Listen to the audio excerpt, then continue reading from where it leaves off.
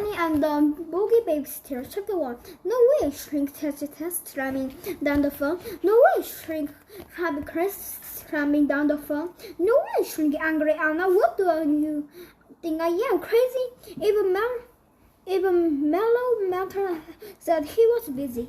Mom hung off the phone and groaned. It wasn't easy to find someone to babysit more than once for Horrid Honey. When Tacitus came, Honey floated the bedroom. When Krabby Chris came, he had her homework and said actually poured and left grape juice down the front of her new white jeans. And when Angry Anna came, Honey's no is to differ. Suffer to say that Anna ran screaming down from her house and Honey's parents had to come home early. Horrid Honey hated babysitters. He wasn't a baby. He wasn't to set on. Why should he be nice to some ugly, stuck-up, bossy teenager who'd hog the TV and pick out on Honey's biscuit? Parents should just stay at home where they belonged, that Horrid Honey. And now it looked like they would have to, huh? His parents were mean and horrible, but he had lots of pretext managed them. Babysitters were uncomfortable. Babysitters were hard work, and by the time you'd broken them and slowing them who was boss, for some reason they didn't want to come anymore. The only good babysitter let you stay off all night and eat sweets until you were sick. Sadly, Horrid Honey never got one of those. Chapter 2. We have to find a babysitter. Wait, Mom. The party is tomorrow night. I've tried everyone. Who else is there? There's got to be someone, said Dad. Think. Mom thought. Dad thought. What about Rebecca, said Dad. Horrid Honey's heart missed a beat. He stopped drawing mustache on perfect picture school pictures. Maybe he's heard wrong. Oh, please, not Rebecca. Not Rebecca. Who did you say, said Honey. His voice was covered. You heard me, said Dad. Rebecca. No, screamed Honey. She's horrible. She's not horrible, said Dad. She's just strict. There's no one else, said Mom grimly. I pulled Rebecca. She's a monster, wailed Honey. She made her love go to bed at 6 o'clock. I like going to bed at 6 o'clock, said Purple Peter, after our growing children need their rest. Horrid Honey growled and attacked. He was the creature from the Black Lagoon, dragging the foolish Norma down to a water grave. Eee! Screamed Peter. Honey, put it in my hair! Stop being horrid, Honey, said Dad. Mom's on the phone. Honey prayed. Maybe she'd be busy. Maybe she'd say no. Maybe she'd be dead. He'd heard all about Rebecca. He made Tough Toby to get in his pajamas at 5 o'clock and do all his homework. She's unplugged Dave's computer. She'd made Moody Margaret wash the floor. No doubt about it. Rebecca was the tonguest thing in the town. Honey laid the log and hurried. Mom should into the phone. You can. That's great, Rebecca. No, that's just the TV. Sorry for the noise. See you tomorrow. No, weird Honey. Chapter 3. Ding dong. I got it, said Purple Peter. He skipped to the door. Honey flung himself on the carpet. I don't want to have a babysitter, he wailed. The door opened and walked the biggest, meanest, ugliest, nastiest looking girl Honey ever seen. Her arms were enormous, her head was enormous, her teeth was enormous. He looked like she ate elephants for breakfast, crocodiles for lunch, and snacked on turtles for the tea. What have you got to eat? snarled Rebecca. Dad took a step back. Help yourself to anything in the fridge, said Dad. Don't worry, I will, said Rebecca. Go home, you witch, howled Honey. Bedtime is 9 o'clock, shouted Dad, trying to be hard over Honey's scream. He arched his way carefully past Rebecca. He jumped over Honey and dashed out the front door. I don't want to have a babysitter, shrieked Honey. Be good, Honey, said Mom weakly. He stepped over Honey, then escaped from the house. The door closed. Holly was alone in the house with Rabbit Rabka. He glared at Rabka. Rabka glared at him.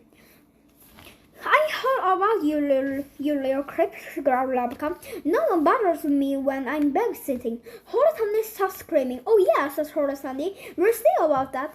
Rabbit Rabka broke her things, handling the girls. Plus, I'd better keep out of her way, she thought, then slip into the sitting room and turn on the telly. Telephone. Milton Max, hooray!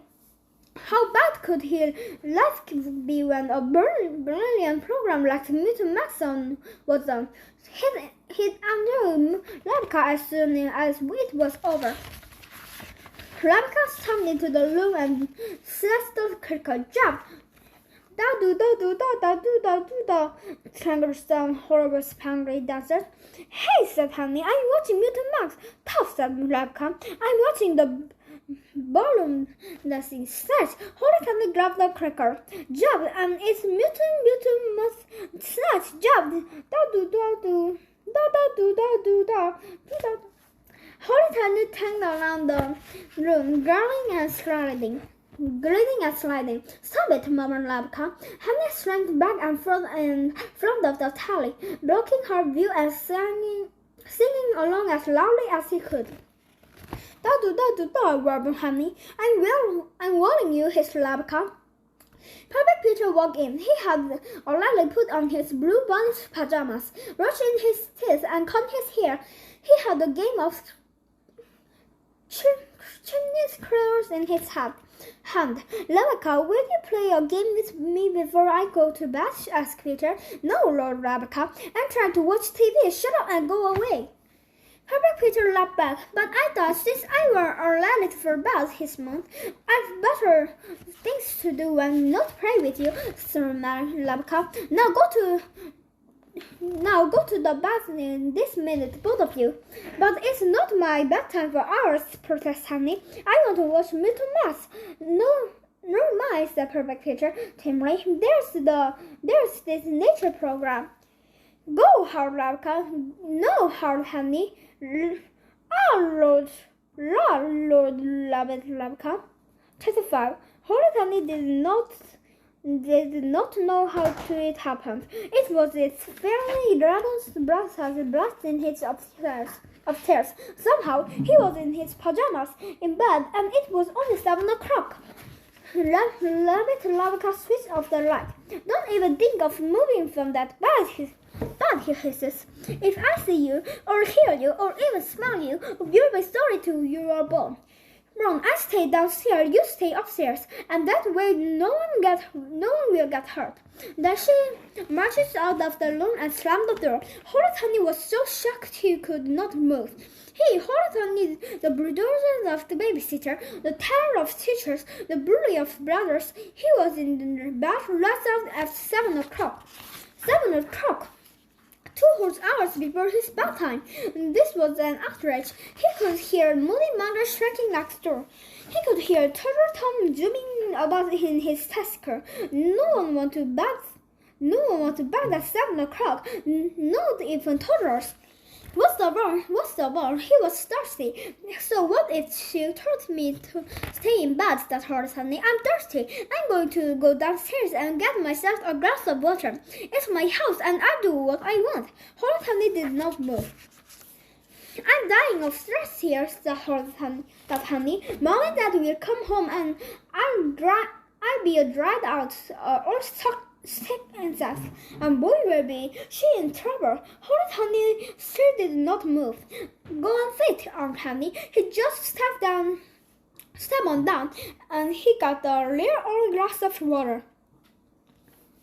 So what if that bogey babysitter said he had to stay in bed? What could she do to him?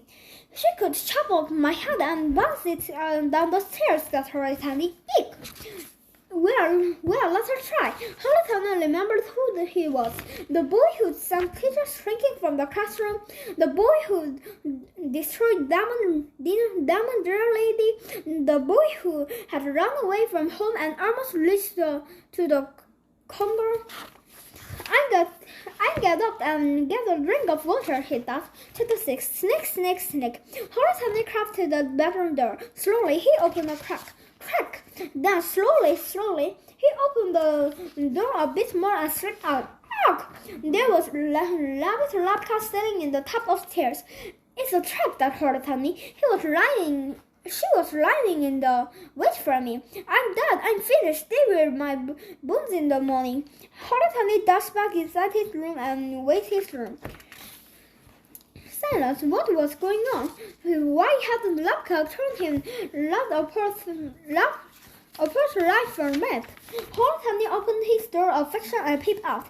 Labka was still sitting huddled at the top of the stairs. He did not move. Her eyes were fixed straight ahead. Spider, he whispered. She pointed at the big hairy spider in front of her with the trembling hand. It's huge, said Honey.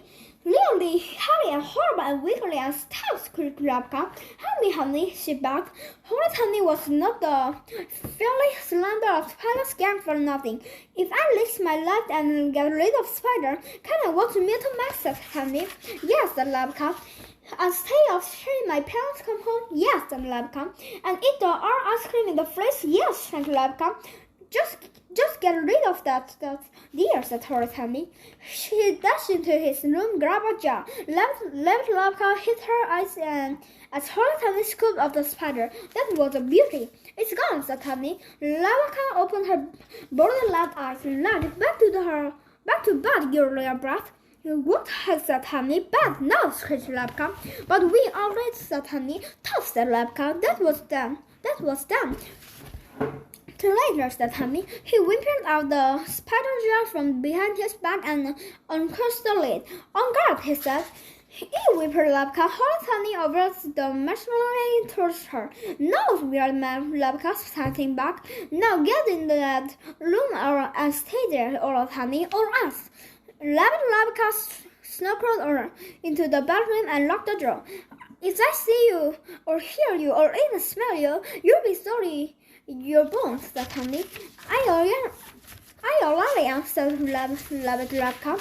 Chapter 7. Horatani spent a lovely evening in front of telly. He watched scary movies. He ate ice cream and sweets and biscuits and crisps until he could not stop rolling. Vroom, vroom. Ooh, Spencer. Horatani dashed upstairs and laughed into the bath as just the front door opened. Mom and Dad looked around the sitting room, later the sweet wrappers, biscuits, crumbs, and ice cream cartoons. You did tell her to have herself, said Mom. Serious, said Dad. What a pig. Never mind, said Mom brightly. At last, she managed to get Honey to bed. That's a first. Labka snagged into the room. Did you get enough to eat, said Dad. No, said Labka. Oh, said Dad. Was everything all right, asked Mom. Labka looked at her. Can I go now, said Labka. Any chance you could babysit on Saturdays? Asked Dad softly. What do you think I am? Crazy? Slum, Labka. Slum. Upstairs, Horatani groaned just when he had a babysitter beautifully trained. For some reason, they wouldn't come back. The end.